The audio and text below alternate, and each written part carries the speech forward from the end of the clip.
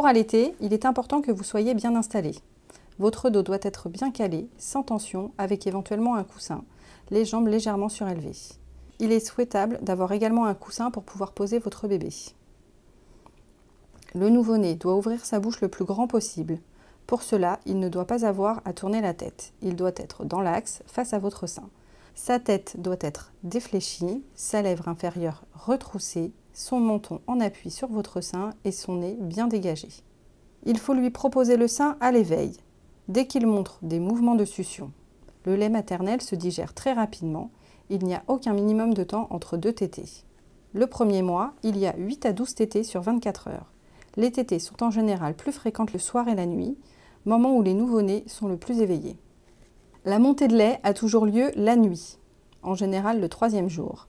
Elle peut avoir lieu dès le premier soir. Cette nuit-là, votre bébé va téter de façon continue.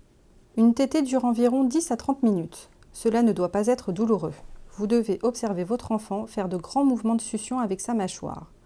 Votre enfant doit être détendu à la fin de la tétée.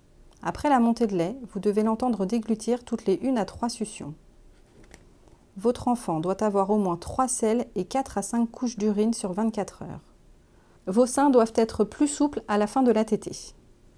Si vous ressentez des douleurs et ou que vous avez des crevasses, vous devez revoir la position avec un professionnel.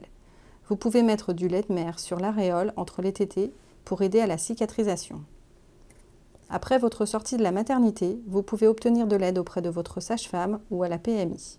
Pendant votre séjour, un tire-lait vous sera proposé si votre enfant ne peut pas téter et ne peut donc pas stimuler votre lactation. C'est le cas si vous êtes séparé de votre enfant à la naissance ou si votre enfant a des difficultés à téter dans un premier temps.